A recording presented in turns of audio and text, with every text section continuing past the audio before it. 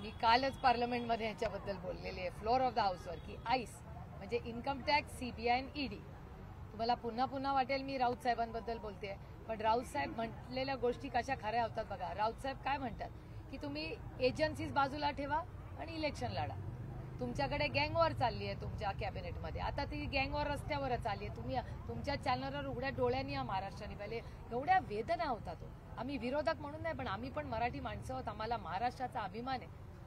त्याच्यामुळे ज्या घटना आणि एक गलिच्छ राजकारण जे भारतीय जनता पक्ष आणि त्यांच्या मित्र पक्षांनी सुरू केले अतिशय दुर्दैवी.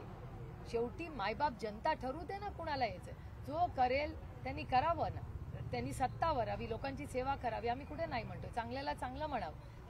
अटल सेतू चांगली गोष्ट आहे, पण एकीकडे अटल सेतू करून जर समोर रक्तपात होणार असेल आणि गुंडागर्दी होणार असेल तर काय उपयोग त्याचा.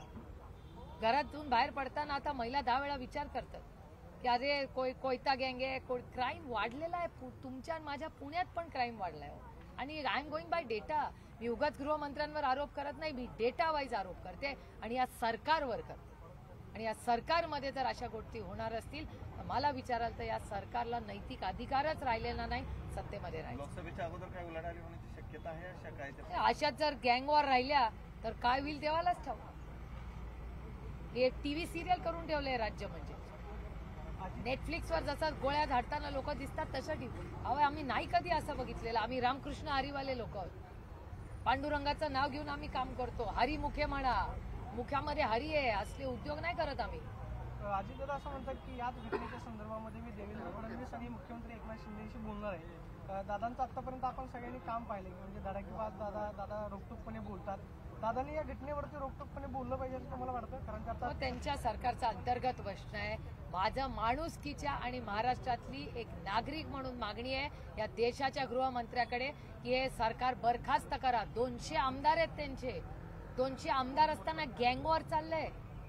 काय चाललंय का या राज्यामध्ये? मागच्याच आठवड्यात आमचे एक प्रतिनिधी एक आंदोलन करताना पोलिसांनी त्यांना रोखलं आणि त्यांना फरफटत नेलं. त्याचे व्हिडिओ आहे. त्या संदर्भात अजून कुठली पोलिसांनी कारवाई केलेली नाही, कारण का नियंत्रणच नाही ना पोलिसांवर. ज्या पद्धतीने जो एवढा महत्वाचा स्तंभ आहे म्हणजे प्रेस, 4 जे स्तंभ आहेत या देशाचे त्याच्यात प्रेस हा अतिशय महत्वाचा आहे. त्यांच्यावरही दडपशाही फक्त आमच्यावर आईसवाली होत नाही, आज तुमच्यावरही होतो, तुमच्याही मालकांचं. आता मला फार काय बोलायचं नाही, समजणे वाले को इशारा काफी आहे. पण प्रेसवर ज्या पद्धतीने जी घटना पुण्यात घडली त्याचे आम्ही जाहीर निषेध करतो. आमचंही सरकार असतं तरी मी जाहीर निषेध केला. जो गलत है वो गलत ही है, कुणाचंही सरकार असो.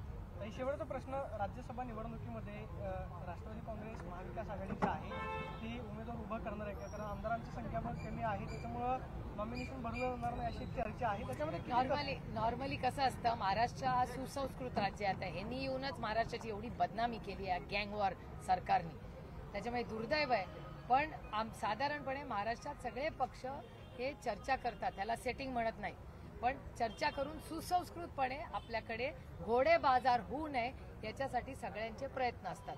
पण हे दुर्दैव आहे, मला कळत नाही महाराष्ट्राला कुठली दृष्ट लागली आहे की पक्ष फोडा, घरं फोडा, गँगवॉर करा, पोलीस स्टेशनमध्ये हे सगळा गुंडा राज चाललाय. हे अतिशय दुर्दैव आहे आणि कुठेतरी बदललं पाहिजे आणि थांबलं पाहिजे कुठेतरी. काही राज्य सरकारी कथित प्रकरणी अजित पवारांवर काही दिवसांपूर्वी गुन्हा दाखल केलेला होता, त्यातून त्यांना वाचवण्यासाठी रोहित पवारांचा राजकीय बळी दिला जातोय असं शालिनीताई पाटील म्हणतात. अजित पवारांना एकीकडे संरक्षण दिलं जातंय आणि राजकीय बळी रोहित पवारांना दिला जातोय का?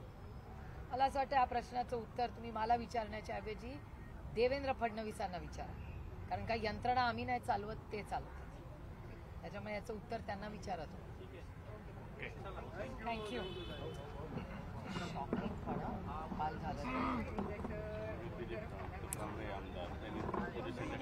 हो बघा ना, अगदी गलिच्छ. चला चला, मला याला जायचंय, जेजुरीला कार्यक्रम आहे. चला थँक्यू. हे कोणाचं आहे ते घ्या. लाईट उलटाय का? लाईट उलटाय का? इकडे या ताई, इकडे या. लाईट सगळा